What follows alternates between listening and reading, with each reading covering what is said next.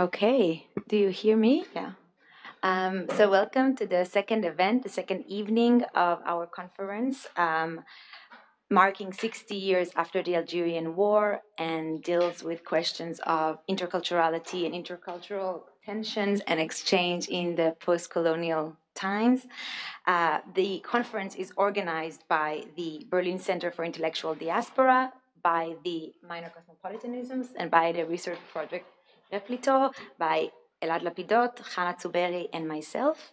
My name is Yael Atia. I am part of the LTG Minor Cosmopolitanisms together with Regina, and I am there doing my PhD in Jewish thought, working on the intersections of Jewish thought and postcolonial theory, and I'm very excited to moderate this evening and this evening's panel and event, which titled "The Postcolonial Question in Germany Today," aims to give broader perspective to some of the debates taking place in Germany in the past months. Debates concerning visual representations or the absence of representation, and so many politicized debates concerning exactly that question that we're trying to raise. And I'm looking forward to hearing your talks today. We have two speakers and one respondent, and I'll introduce each before their contributions. So I'll begin with our first speaker, Nikita Dhawan. Nikita Dhawan holds the chair in Political Theory and History of Ideas at the Technical University, Dresden, Germany. Her research and teaching focuses on global justice, human rights, democracy, and decolonization. She received the Käthe Leichter Award in 2017 for outstanding achievement in the pursuit of women and gender studies. Her selected publications include Impossible Speech on the Politics of Silence and Violence, Decolonizing Enlightenment, Transitional Justice, Human Rights, and Democracy in a Postcolonial World, Reimagining the State, Theoretical Challenges and Transformative Possibilities, Rescuing the Enlightenment from the Europeans, Critical Theories of Decolonizations, which is forthcoming, and she has been awarded the Gerda Henkel, if I say it correctly, visiting professorship at Stanford University for the winter academic quarter 2023. The title of her talk today is Unfinished Conversations, Postcolonial and Holocaust Studies. And Nikita, the floor is yours. Many thanks, Yael, Elat, and Hannah, for the invitation to this very important conference. It's a great pleasure for me to be here. The title of our panel, as Yael already pointed out, is The Postcolonial Question in Germany Today. And as I've often commented, my first language is Hindi, and the word for yesterday and tomorrow in Hindi is the same. It's kal. So you only know from the context whether you're talking about the past or you're talking about the future. And there's a wonderful quote by Salman Rushdie. He says, people whose word for yesterday is the same as their word for tomorrow don't seem to have a very firm grip on time. I would disagree with Rushdie. I would say that, and I've said this many times before, two of my favorite words in German are Vergangenheitsbewältigung and Zukunftsfähigkeit, which is coming to term with the past and future viability. And I would argue that in order to be zukunftsfähig, in order to be able to come to grip with the future, one has to also come to terms with the past.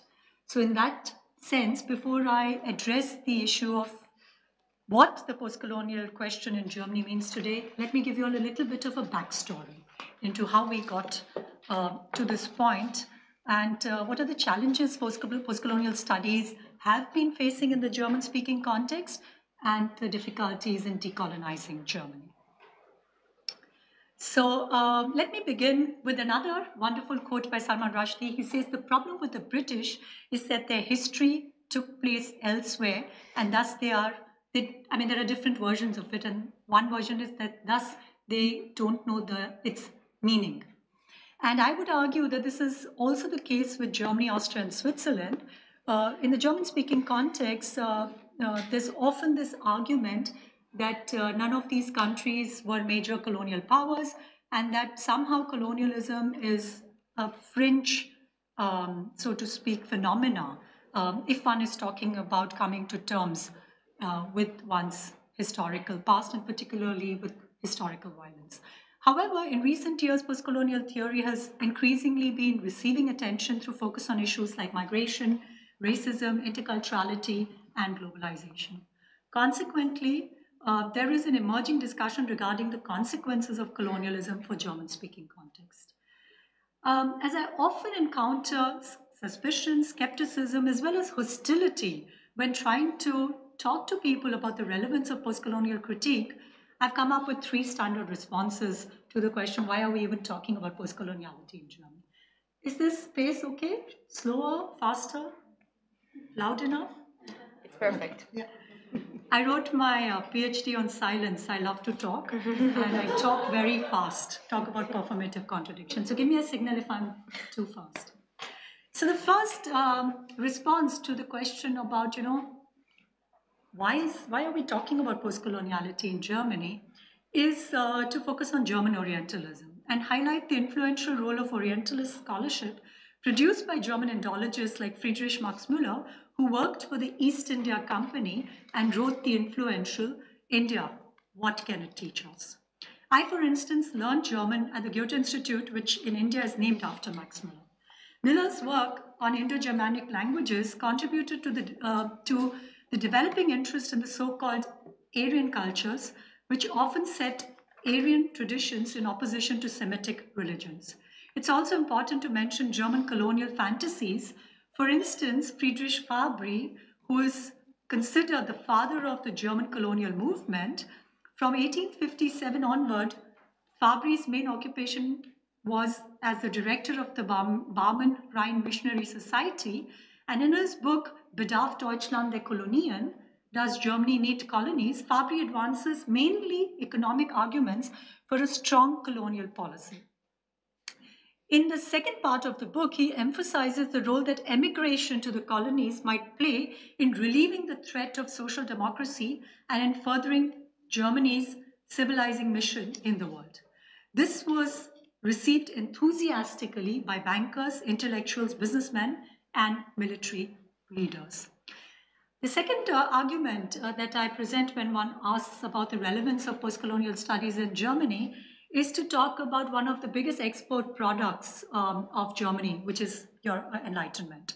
So when my former colleague, Jürgen Habermas, talks about the birth of, deliberative democracy and the wonderful norms that we've inherited from European Enlightenment, norms of justice, democracy, human rights, secularism, rule of law, ideas of freedom, equality, and gives the examples of coffee houses where bourgeois men, and of course bourgeois men, came together to deliberate about important issues like the French Revolution and whether it was legitimate to use violence.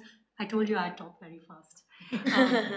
To talk about, the use of violence during the French Revolution. Even Kant, for example, was very enthusiastic about the French Revolution. And talks about these coffee houses where the Kantian idea of the publicness of reason emerged. My question to Habermas is, where did the coffee come from? Where did the sugar in the coffee come from? Where did the tobacco that the bourgeois men smoked come from? Who financed the Enlightenment? So here I quote Frans Fanon, who points out that Europe is literally a creation of the Third World. My third response, and a couple of images to make the point about where did the coffee come from. My third argument is inspired by Hannah Arendt's Origins of Totalitarianism, which is a very important work for postcolonial studies, where Arendt notes the controversial but interesting, where she notes the entanglements of colonial and Nazi imperialism. For Arendt, imperialism's racial, racist, and genocidal ideologies and practices established precedent for National Socialism. Arendt characterizes this as imperialism's boomerang effect, whereby dehumanizing strategies in the peripheries eventually return to infiltrate European domestic policies and politics. Arendt's work inspired focus on issues such as concentration camps and practices of forced labor and medical investigations in the German colonies. For instance, the Shark Island concentration camp, also called the Todesinsel, also Konzentrationslager auf der High Fission. And these indicate overlaps between racial ideologies and fantasies of German supremacy in colonial as well as fascist discourses. A good example of this is Eugen Fischer, who was a German professor of medicine, anthropology, and eugenics. Fischer, who had previously in 1905 performed studies on the skulls of dead prisoners of the Shark Island concentration camp, as well as medical research to prove the inferiority of the indigenous peoples of German colonies, and traveled to German Southwest Africa in 1908 to conduct field research on bastards, namely offspring of German men and African women. And he recommended laws prohibiting miscegenation and interracial marriages, and this was subsequently implemented in all German colonies, even as his ideas influenced all future German legislation on race, including the Nuremberg laws. Fischer continued his bastard studies in Germany with focus on the Rhineland bastards, and was appointed rector of the Friedrich Wilhelm University Berlin by Adolf Hitler in 1933. He later joined the Nazi Party. I'm going to jump a few centuries. In the aftermath of the murder of George Floyd, there's been an intense debate in the German public sphere about Germany's colonial legacies, with particular focus on Immanuel Kant, who is considered the father of modern racism. So there's been all these discussions around decolonizing Enlightenment and what do we do with Kant. And I found this disclaimer very interesting about Kant's critiques. This book is a product of its time and does not reflect the same values as it would be if it were written today. Parents might wish to discuss with their children how views on race, gender, sexuality, ethnicity, and interpersonal relations have changed since this book was written, before allowing them to read the classic.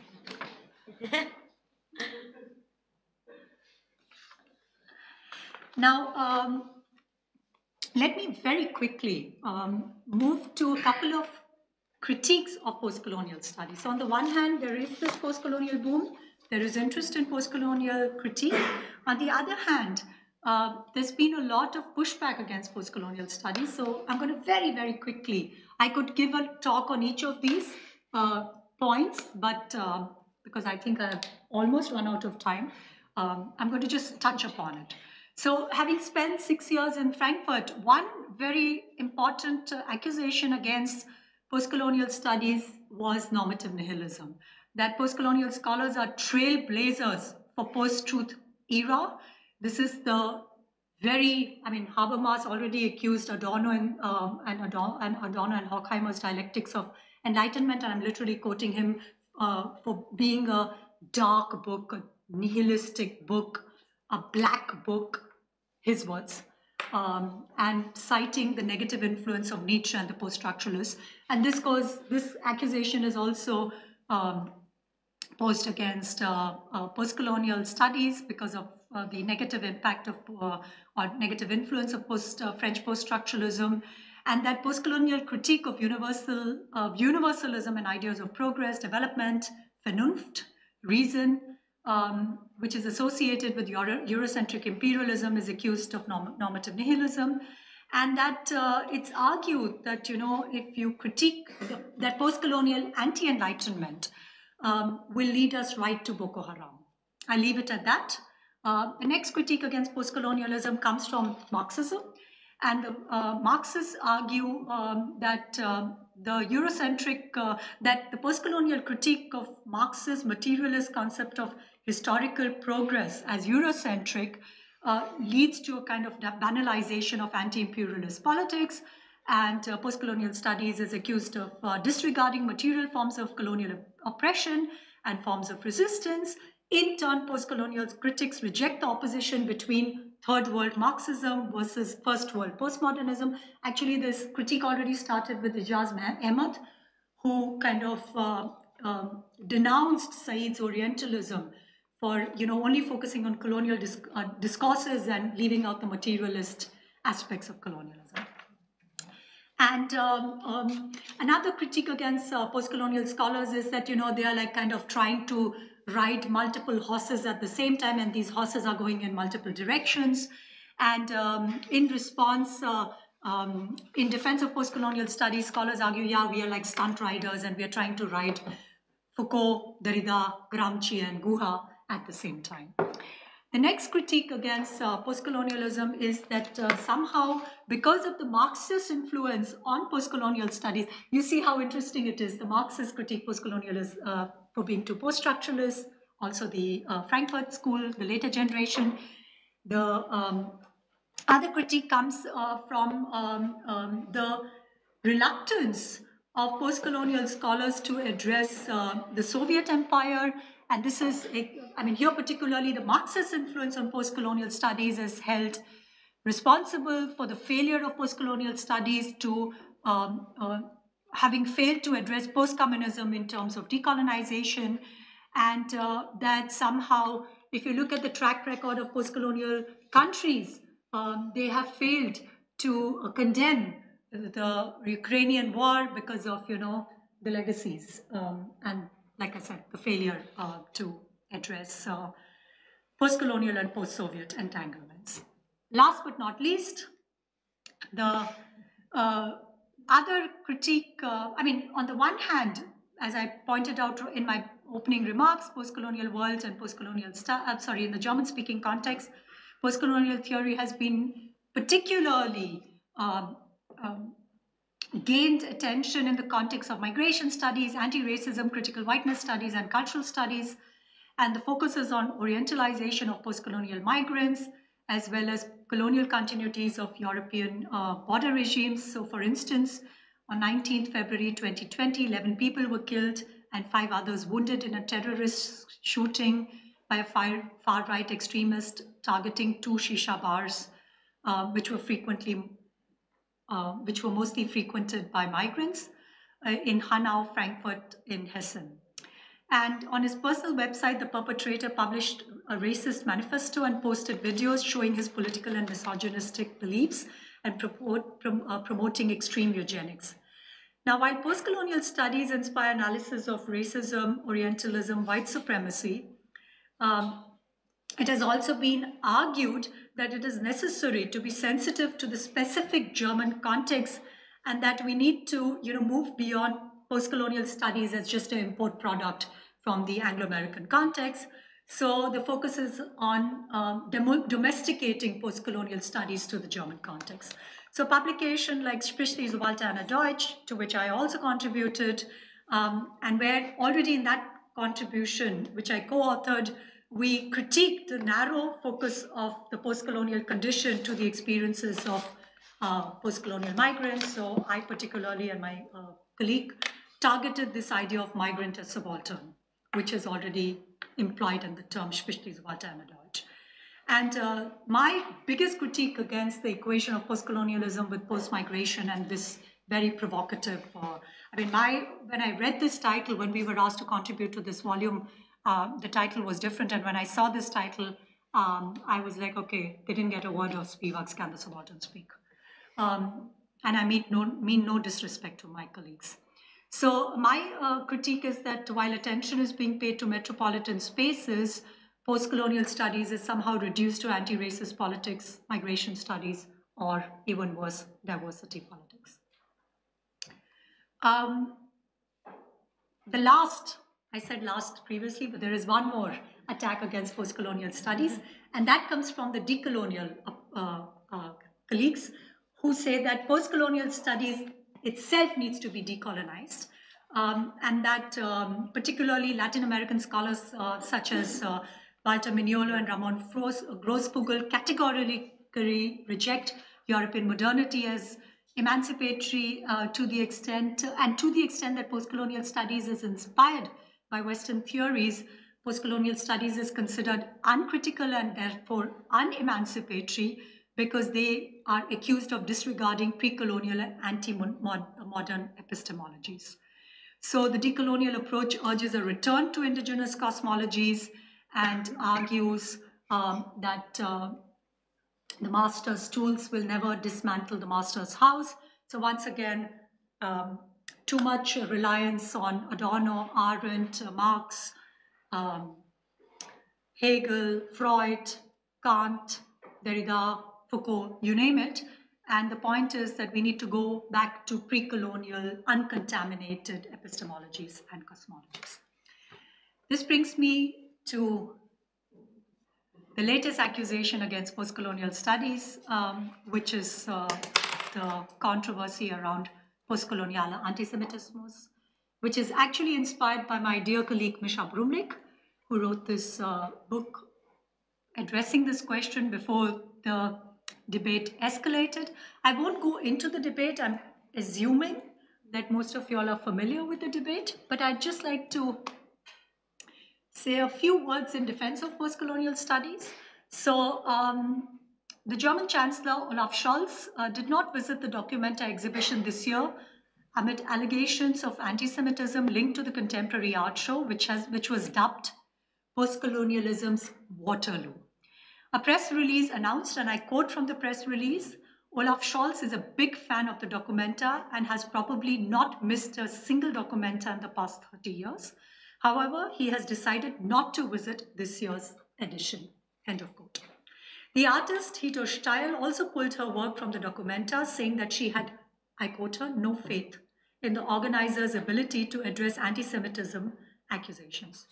The reputed art critic Beson Brock had the following comment, I quote him, all these states of the global south are not only religious fundamentalist in orientation, but compared to the welfare states of Western Europe, they virtually allow asoziale, the original term he uses in German.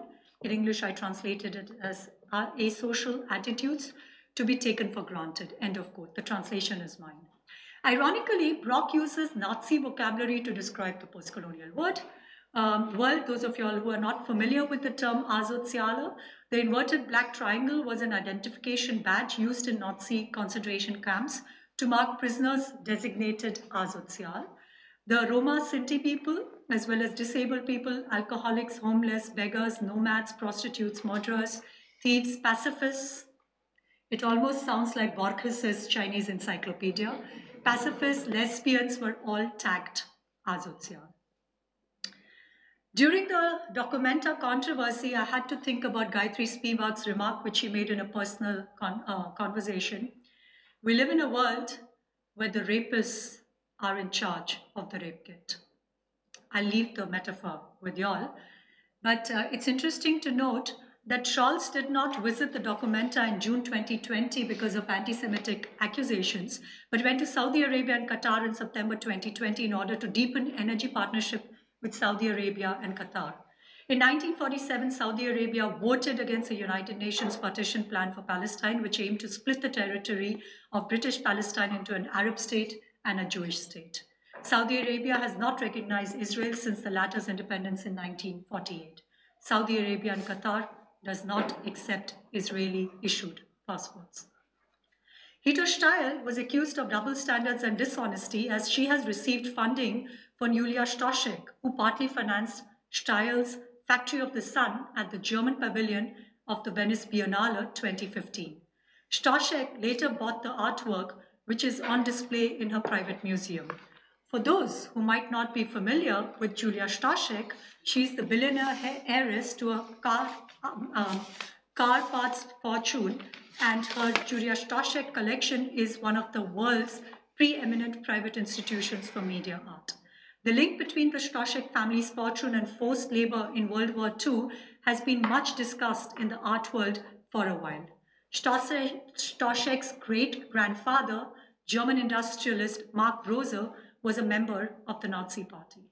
During the World War II, his automotive company manufactured gasoline canisters and armaments for the German military, partly using forced labor. While numerous German companies, including Hugo Boss and Bertelsmann, have openly grappled with their involvement with the Nazi regime, the Stoschek family has been accused of sweeping its history under the rug. Julia Stoschek claimed that no artist from her collection has voiced concerns to her about her family history. I quote her, "They trust us." Steil has assailed postcolonial studies of ignoring the German context in her text. I quote, "Context ist König außer der Deutsche," end of quote, and of not adequately engaging with anti-Semitism while at the same time receiving funding from the Straschek Foundation with its dubious past. As Terry Eagleton would say, ideology is like bad breath. It's always the others who have it. Now, in defense of postcolonial studies, and I'm moving to my conclusion, I would argue, it's going to be a long conclusion, just so that you know. I would argue that it has, from its inception, been deeply vigilant about the intersectionality of hate. A concrete example of this happened in Germany on 9th October 2019. A heavily armed man tried to storm the last remaining synagogue in eastern Germany's German city of Halle in Saxony. The community had previously requested police protection, but this was not provided by the city. Only a wooden door kept the gunman from firing at 52 Jewish worshippers attending Yom Kippur service inside. The thwarted gunman then shot a female passerby. Subsequently, the gunman trained his weapons on a nearby kebab takeaway Keystone, where he explicitly went, by his own admission, in search of Muslims, killing a young man having lunch there. Wearing combat fatigues, he filmed the shooting and broadcasted for 35 minutes on the internet. During the trial, the accused denied the Holocaust, a criminal offense in Germany, und gut so, as one says in German, and propounded conspiracy theories about Jews organizing the immigration of Muslims to destroy Germany. The good so was that it's good that denial of Holocaust is criminalized in Germany, just so that there's no misunderstanding.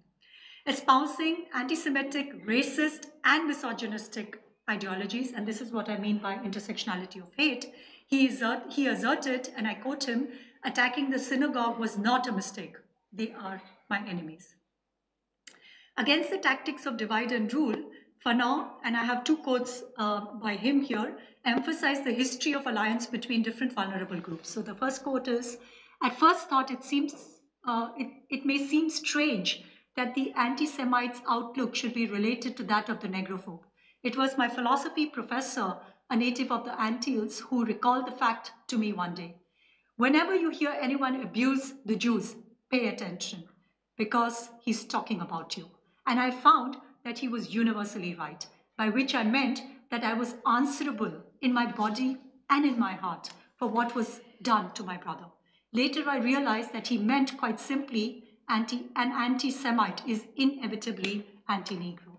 And the other quote, which directly brings us to the topic of our conference here, is one of the most pernicious maneuvers of colonialism in Algeria was and remains the division between Jews and Muslims. The Jews have been in Algeria for more than 2,000 years. They are thus an integral part of the Algerian people, Muslims and Jews. Children of the same earth must not fall into the trap of provocation. Rather, they must make a common front against it, not letting themselves be duped by those who not so long ago were offhandedly contemplating the total extermination of the Jews as a salutary step in the evolution of humanity. End of quote. Similarly, Einstein, who renounced his German citizenship at age 16, choosing statelessness over military service, not only fought against anti-Semitism, but also was a staunch critic of Americans' racism. He famously remarked, I quote him, being a Jew myself, perhaps I can understand and empathize how Black people feel as victims of discrimination, end of quote. Einstein was a firm supporter of the civil rights movement and signed anti-lynching petitions and volunteered to testify as a character witness in the trial of writer and philosopher W.E.B. Du Bois, who was accused of being a communist. I'd like to conclude by sharing with you two examples of inspiring entanglements between anti-colonial and anti-Nazi struggles. I mean, the topic of our conference here is interculturality in the post-colonial age, and I've brought with me two examples of intertextuality so that we end on a more hopeful note. And also to emphasize the importance of pursuing the unfinished conversations between post-colonial and post-Shoah studies. And two very quick footnotes here. I'd like to share I'd like to thank my dear friends, Doreen Mender, for the idea of the unfinished conversations, and Sandra Chatterjee for sharing with me the first example of Nur Nisa Inayat Khan. Born in Moscow, Nur Khan came from a family of Indian Muslims. Her great great-great-grandfather, Tipu Sultan, fought against the British colonizers. Despite being a pacifist, she served in the Special Operations Executive as a British resistance agent in France in World War II. The purpose of SOE was to conduct espionage and sabotage in countries occupied by Nazi Germany. Under the codename Madeleine, she became the first female wireless operator to be sent from the UK into occupied France to aid the French resistance during the World War II. Inayat Khan was betrayed and captured and executed at Dachau concentration camp. My final example is the play Dak Ghar, written in Bengali by the Nobel laureate Rabindranath Tagore in 1911. This play was translated into French by André Gide and was read on the radio the night before Paris fell to the Nazis. During World War II, there were 105 performances of Dak Ghar in concentration camps in Germany. Perhaps one of the most noteworthy was its staging by Janusz Korczak, the pen name of Henry Goldsmith, a Polish Jewish educator who ran a Jewish orphanage in a ghetto in Warsaw.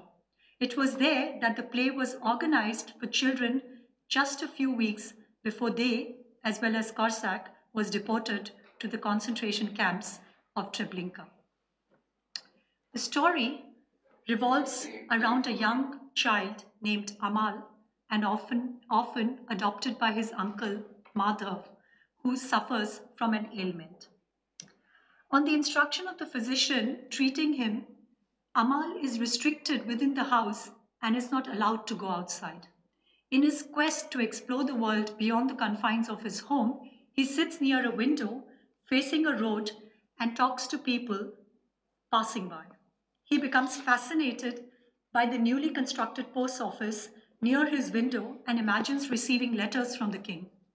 The play presents a vivid picture of Amal, his longings, his ideas of life, and the limitations he faces. Korczak's children's home in the Warsaw ghetto held nearly 200 children between the ages of 7 and 14. Food rations were difficult to acquire, and hunger, starvation, and illness were ever present, as was the threat of mass deportations. In this time of fear and suffering, why did Korczak have his orphans stage a play by an Indian playwright of all the people? In the bleakness of the Warsaw ghetto, Korczak helped children prepare their costumes out of materials like old bed sheets and torn socks. It is reported that the children were excited by the prospect of the entire community coming to see them perform. I read from Korczak's diary. He says, "What would have happened if the actors of yesterday were to continue in their roles today?" Korczak fancied himself as a fakir, Shymek a real doctor, Adek the Lord Mayor. End of quote. 3 days later, mass deportations to Treblinka began, and neither Korczak nor his children would be spared. In performing the tragic play about a young ailing boy on the verge of an untimely death, the most obvious explanation would be that Korczak was perhaps preparing the orphans in his care for their eventual death. For a more compelling reason is that it was an effort to give the children dignity through aesthetics when they had been robbed of it. The tragedy that is playing out in Germany at the moment is that there is no scope, for example, for such forms of intertextuality in the current political climate. Any effort to think together human suffering and pain in its various manifestations is rendered taboo. In my view, postcolonial studies and Holocaust studies can productively work together to unfold the violence exercised in the name of racial ideologies and colonial genocidal politics. Focusing on the entangled legacies of colonialism and National Socialism would help to develop a more nuanced and deeper understanding of how memory politics and geopolitics might be transformed through a simultaneous analysis of the legacies of colonialism and the Holocaust. Instead of rendering colonialism marginal to Holocaust studies and the Holocaust to post-colonial studies, I would plead that it is urgent to explore important links between them. My hope is that we can learn lessons from Germany's past, and there is a possibility for conducive spaces to emerge so that we may pursue these unfinished conversations. Thank you for your attention.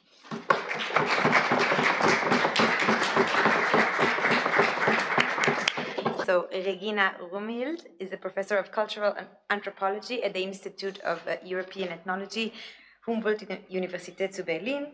Through a lens of reflexive cultural anthropology, Regina Römhild researches the ways in which migration and mobilities in general co-create and transform nation-state societies by way of transnationalizing and cosmopolitanizing them from below.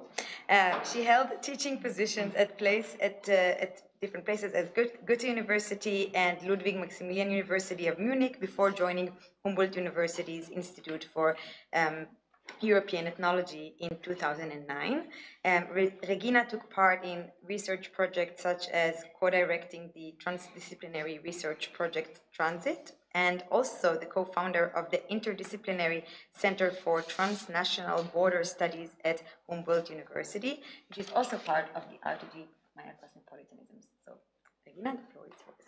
Yeah, thank you. I'll just mention, your title for today is Postcolonial Throw Togetherness. You should see it already, a minor cosmopolitan view from the post-migrant society. Yes, thank you very much, Yael, for inviting me to this panel and in this wonderful round of wonderful colleagues here. And I hope you are ready for yet another response from me to the actually the topic that we all talk about here, the post-colonial question in Germany today, where I will not really respond to you directly, but take it from another angle. But I'm quite sure that we will have some overlappings and interesting questions popping up in between. So as an anthropologist, I'd like to start with a little ethnographic vignette from an ethnographic collaboration of a project that we do in Berlin on what we would call post-colonial neighborhoods.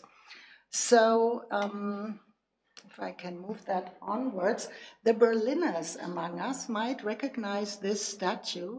She is present in Berlin, Moabit, and she's called the Peace Statue, or Yong-i in Korean.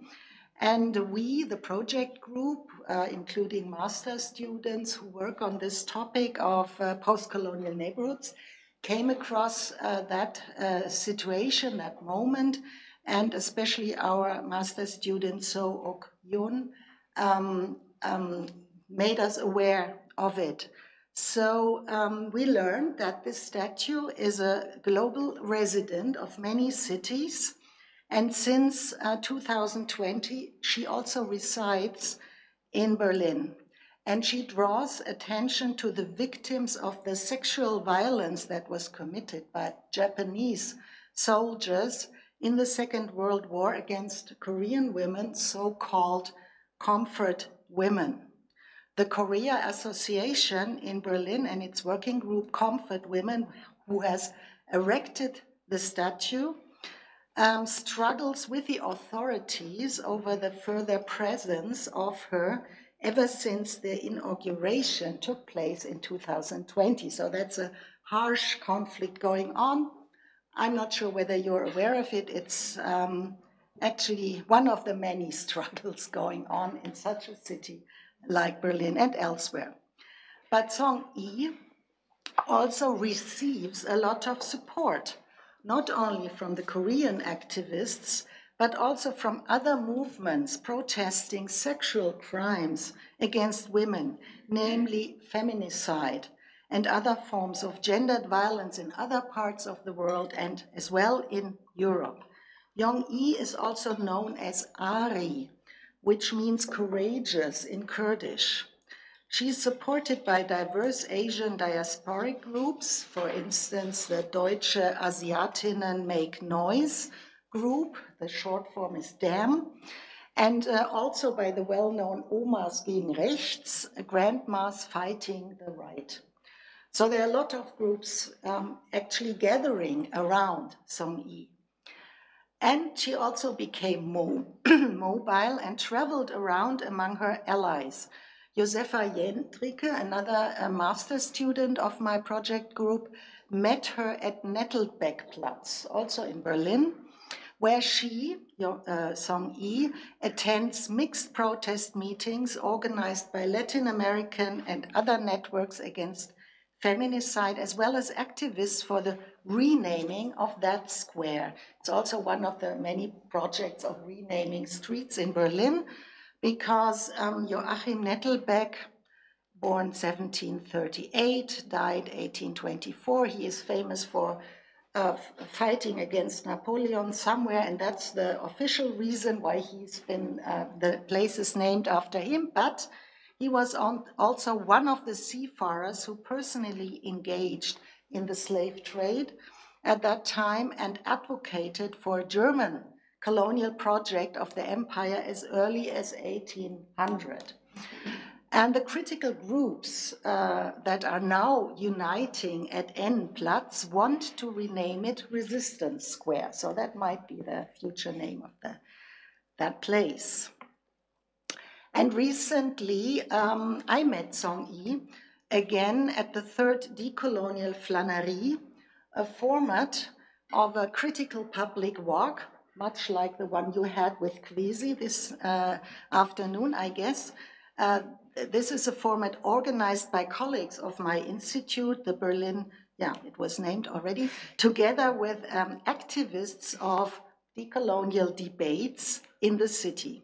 We got to know each other, we the scholars and the activists who are very often also scholars, so we shouldn't make that distinction so sharp. We got to know each other and formed an alliance through the joint effort for the renaming of our street, the former M Street in Berlin. Many of you will know that, in Berlin Mitte. And it will be renamed in favor of the Afro-German philosopher of enlightenment, Anton Wilhelm Amo, who was kind of lived a little bit earlier here in Germany, earlier than Kant. But Kant must have read him, that's for sure, but he never mentioned him, and that's another point, or very much belonging to our topic here. So the decolonial Flannery is a format that addresses racist omissions and silences in Berlin's histories by highlighting them in performances at various stops on routes through the center of the city. This time, it was the third time actually that we organized such a walk. In this summer, the Flannery was dedicated to the silencing of prominent figures in a Black history of German scholarship. Firstly, Anton Wilhelm Amo himself, whose early anti-racist positions, he was dealing with the legal situation of people of African descent in the Europe of his time. So he had quite an interesting position and a very pioneer position there, actually, and it was intensively received at German universities during that time. But thereafter, when he left for Ghana, and it is assumed that he also left for racist, violent environment, then becoming more prominent and people being against him. Afterwards, when he was in Ghana, the silencing of his work began, and it actually began with Immanuel Kant, who was one of the first who has actively forgotten this former colleague, and Amo was deleted from the philosophical canon. And he's now kind of being rediscovered through the activism of people in this city, mainly. And interesting side story. I don't have time to go into that, but the GDR was much earlier because he was a professor at the universities of Halle and Wittenberg and so on. And in Halle, he was recognized much earlier than in the western part of this country. So actually, yeah, I can show you this was the poster for that. And Amo was one of these silenced figures that we wanted to highlight again while walking through the cities. The other one was also mentioned earlier by Nikita already, W.E.B. Du Bois, who was not only an enthusiastic student of Max Weber, the founder of German sociology in Berlin, as it is mostly emphasized. He was such an enthusiastic student. He was also read and highly regarded by Weber himself as an outstanding sociologist of the US racial inequality society of that time. And that is mostly forgotten. So we brought that back to the discussion, hopefully. And Song Yi and her allies joined this year's decolonial flânerie in order to raise public awareness of the violent history of comfort women. So that also goes to the question, what kind of violences and what kind of sufferings are acknowledged, and what are the struggles for having others' sufferings also acknowledged. And she joined us together with head of Korea Association, Natalie Jung-Hwa Han, the dancer Sihon Lee. I should give you an impression of some of the people, and the ensemble of drummers, and they honored W.E.B. Du Bois, who publicly protested US interference in the Korean Civil War in New York in 1950. In his protest note, Du Bois had called on his fellow Afro-American citizens to, I quote him, demand for all the oppressed of the world the human rights for which we still strive in vain. So this was the vignette, and I very deliberately designed it with crisscrossing, intersecting stories, differently situated actors, various political projects that kind of gather around the statue of Song Yi in the center. And in this way, I try to illustrate what I understand, following Doreen Massey, as postcolonial thrown togetherness, a social texture of thrown togetherness that resists the traditional hegemonic order of cultures and identities, of minorities and majorities, of separate communities, clearly distinguishable, and so on. It is actually an unruly, disordered social composition that we are in the midst also. And this is what I would call a post-migrant reality. So I try to kind of combine the post-colonial thrown togetherness with a post-migrant reality, because you need both aspects to see how this composition is actually created. And it is a reality that results from migration. That's the post-migrant point here, but it clearly affects all of society rather than only the margins to which it is usually assigned. So that would be the typical migration concept. There are some people residing on the margins of society, and they are actually also the others that we can talk about or something. But the post-migrant hypothesis assumes that this is not the case. Actually, when you look in the everyday lives and the struggles that I've tried to highlight here, then you see that it's all, that it's in the midst, and it's actually a constituent force creating society rather than being something on the edge. So to be sure, many of these struggles are explicitly about culture and identity, but in a sense that is only momentarily attainable in each case. So it's a diasporic, fragmented, temporary articulation of cultures and identities that nevertheless have little in common with the racialized cultural identities, the way that culture is also used to design groups in a racialized way, actually. And these cultural and identity struggles are not cannot be or are actually confronting this this way to construct cultures and identities. And as I see it, the term intercultural, that I see that you're using quite a lot, seems to have some similar problems for me of mixing up, I would say, constructions such as apparently clear-cut cultures, identities, groups, and so on, that then can get together and talk with each other or something, to mix up such construction with the cultural and social realities that are always unfolding across such constructed borders.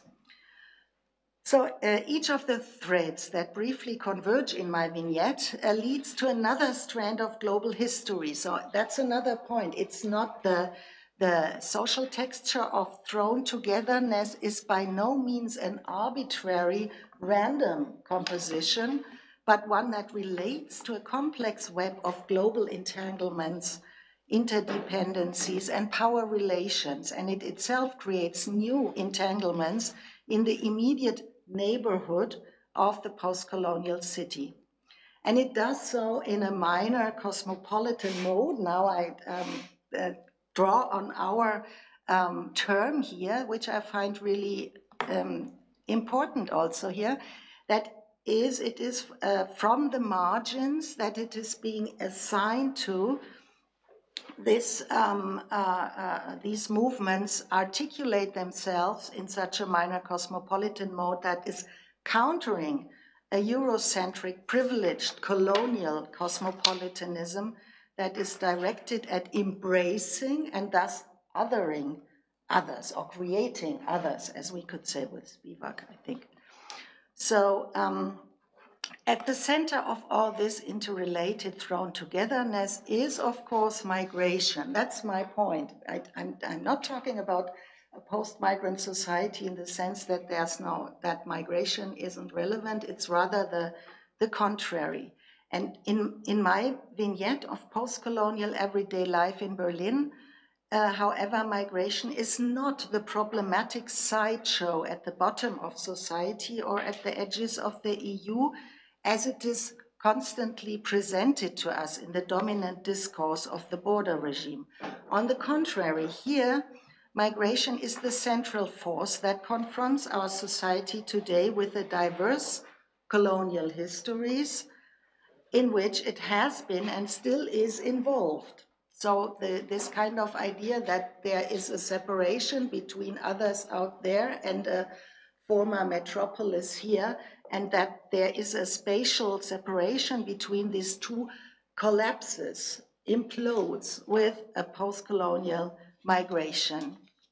And this is felt, actually, and also Schirin pointed to that it is felt that this kind of fiction that still dominates much of the dominant discourse, that there is some kind of colonial matrix still at work, also in reality, it is at the same time shaken and confronted with struggles like this one. And we see that there are a lot of harsh reactions to it, because there are ongoing processes of decolonization of old power relations, and they are not only felt far away, but also here on everybody's own doorstep. And that is, for many, obviously reason enough to feel attacked in their supposedly ancestral prerogative. And there are a lot of forms of self-victimization and stylization as those now themselves affected by colonization, by foreign religions, cultures, and genders. And these attitudes, or yes, were once introduced into the discourse by the right-wing people of the AfD and others, but today we have such position as common material for discussions in everyday society and in major newspapers. And I have wrote about that elsewhere and named it a kind of imperial nostalgia that is spreading, that openly or covertly mourns the dominant culture of colonial modernity. So this is some kind of also conflict with the dominant culture and discourse. So, but if we want to understand this impact of migration, how I see it, we need a different notion of it. We need to broaden the picture in a way in terms of time and space. And I would say even in critical migration research, there is a kind of presentism, always looking at migration as something that is happening today, and it's always something new, a new problem. More or less, of course, we are thinking about the colonial histories informing all these developments also today, but it's still not so much thought about. And we very much focus on in-migration to Europe after World War II and after the Cold War period, but we don't have the picture of a multi-directed global dimensions of migration since the 15th century, actually, that, where we have the out-migration of impoverished Europeans and privileged white travel to colonies overseas. We have transcontinental displacement of enslaved people, and we have the violent expulsion and extinction of indigenous populations in the context of settler colonies to the and we have the global exodus of Jewish Europeans fleeing from the Holocaust. So all this has to be brought in the picture to understand what actually migration, what is migration's role in constituting this society. And seen from that perspective, we could say that the former, or much of post-colonial migration would be that the former colonial subject returns as an immigrant other, and then unsettling the hegemonic figuration of white European nation states by creating post-colonial neighborhoods such as the ones emerging around the peace statue. So I use the term post-migrant also in this sense to indicate this dimension and the effects of a basic and still ongoing migrantization, as I would call it, of European society, so that they actually must be seen as products and not only producers and controllers of global dynamics of migration. So I'm approaching the end to just let you know. What I wanted with my initial vignette is to shed some light on the present from such a post-migrant point of view. And what we may get to see from such a perspectives are moments of minor cosmopolitan struggles for belonging and conviviality. And from that perspective, I disagree with the district mayor of Berlin-Mitte, actually one from a Green Party, who argued that the post-colonial quarrel about the Korean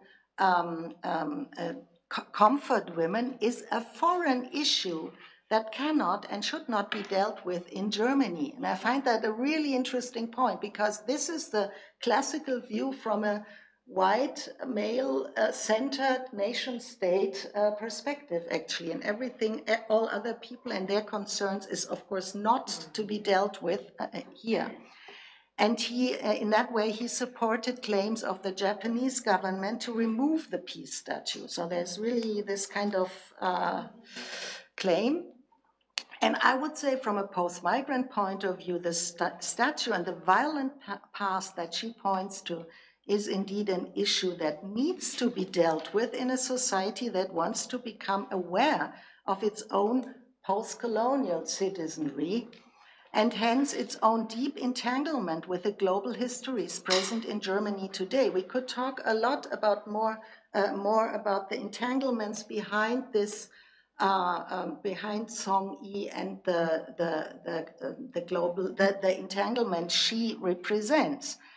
And I think the peace statue can be an inspiration for more moves towards post-colonial conviviality, if we think about it like that, rather than insisting on and defending a definitely outdated imperial order. I think we should clearly say that, and just that's sometimes my problems with our critical analysis that we also tend to reproduce what we want to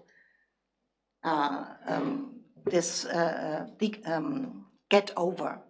So we may think about it also here when we go back to the first picture. No, that's this one. Whoever visits Yongyi at the Unionsplatz in Moabit can sit on a chair next to her. She invites everyone to relate to her, and the German term in Beziehung setzen offers a literal translation. It could also be understood as an offer to speak nearby, as Trinti Minha would have it, and fresh flowers and other gifts like a scarf and all these that you can see here testify to the attention and appreciation Yongyi receives from her many supporters. And I think such could be the inter in times of the post that we are looking for. So thank you for listening. Thank you, Regina. Thank you so much for your response and for your really interesting contribution. And thank you, the three of you, for really kind of doing the work of contextualizing the ways in which the questions of the conference appear in the German context. And before opening the space, the floor for questions, I want to ask if you want to kind of respond to one another, or should we just... we have 10 minutes, so I think we're just going to open it to a free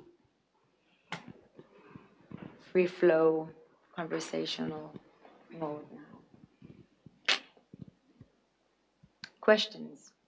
Elad.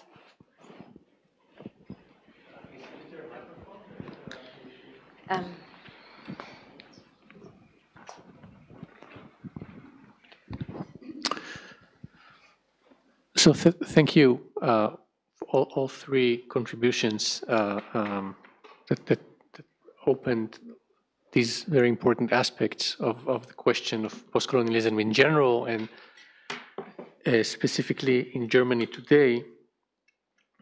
I wanna. I think I heard something in different ways in the three contributions that I think helps me a little to understand perhaps better the specific situation of Germany with respect to the postcolonial question, and I will just voice it and tell me what you think about it in a sense. I mean, you all pointed out in what way postcolonialism or the postcolonial discourse does not only put into question sort of abusive politics of Europe outside of Europe, but in what way it also puts in question, that, so to speak, the ideals, the good ideals of Europe, and the word Kant came very often, and I think it's a very good example to the deep questioning that postcolonial discourse raises, and how it intertwines German and European ideas of what is good, what are the good values in a secular society, also the ethics and so forth, Enlightenment, and I wonder whether this is where lies the big threat that people feel about what it means to hear or to embrace postcolonial critique. This sense of and I use this specific term, specifically this disorientation, putting in question Europe, and with all that Europe today means as a liberal politics. Europe crumbles. This is the biggest, one of the biggest problems today for politics in Europe. People feel, Europe is what we hold on to against all the bad politics around us. And if this is put into question, where do we go? And specifically in Germany, where you don't have the national option and you don't have the Marxist option off the table. So where do we go if we don't have Europe?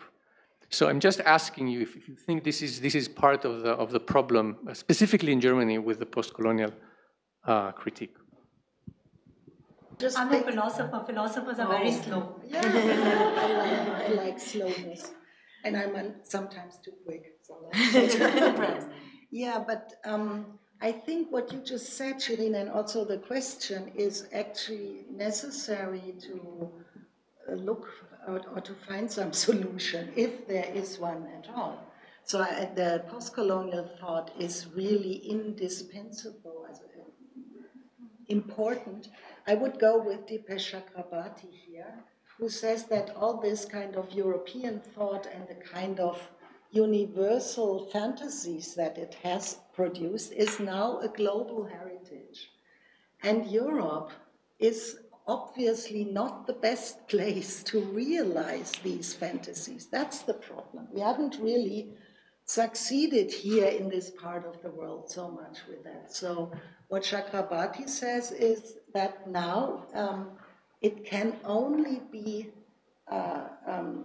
reformed and rethought from the margins, and that is kind of a postcolonial thought. We cannot do without those regions and people of the world who have the most intense experience with that kind of even, I would say, failed European project, and to renew it and because there are some good ideas, and also the ideas of enlightenment are not in a kind of cultural ownership owned by white Europeans. We know that. There is a lot of exchange, philosophical exchange also, when we think about the Haitian Revolution. And Kwesi just said it. Yeah, I mean, there is so, and it's all silenced, of course, to kind of always safeguard this European project against any kind of accusation that it might not be purely European. So if we are aware of that and go for that, I think that's the only way we can move to another possibility, if at all.